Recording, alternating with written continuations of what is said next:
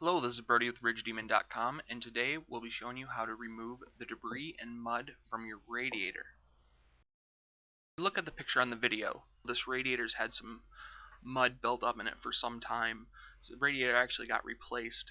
What happens is, when you look through the slots on the front grille of your Hummer, what you actually see is the condenser, and there's about a half-inch gap in between the radiator and condenser.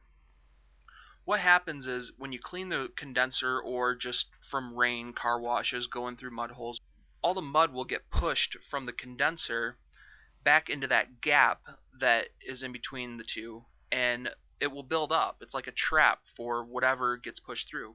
Even if you use a hose or a power washer, it's still really not enough to take all the debris from the condenser and flush it out. It still gets trapped in between the two, and eventually it'll build up and cause failure of the radiator. Your transmission will overheat, your engine will overheat or run hot, and as you know, extra heat into the vehicle's mechanical components will cause premature failure. I'm going to show you today how to separate the condenser from the radiator, allowing you to properly clean it so you don't have these problems in the future.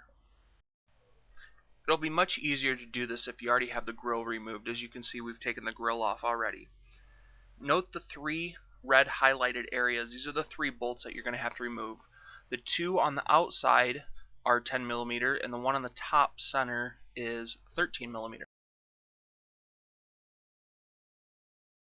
Now, the one on the right hand side of the picture, the vehicle's left hand side, and the one on the top come out very easily.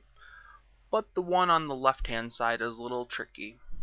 You're going to have to use an open end wrench and take the other two out first. So after you removed the bolt on the right hand side and the top, you'll be able to move the condenser in the radiator back just enough to put an open end wrench in behind it. You could also take out the air box, but if you don't want to do that, there is enough movement in there to avoid having to take the air box out. Now with your hands on the top, separate the condenser from the radiator. They'll come apart a couple inches. Plenty for you to put a power washer or a hose down in between them. Get it nice and clean. Once you're done, simply put back the three bolts and you're all set.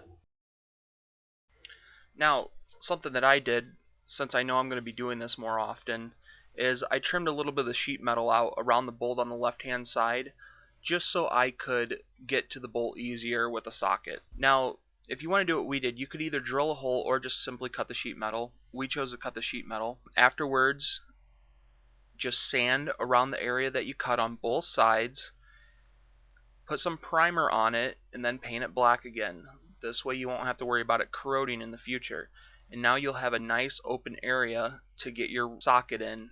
If you'd like to see more of these videos, please subscribe to us. Also, you can visit us at www.RidgeDemon.com for parts for your Hummer H3 and H3T.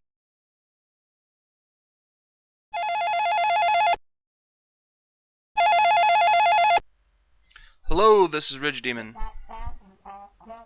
I'm fine, how are you? Sure. Yes, 35s can fit on your H3.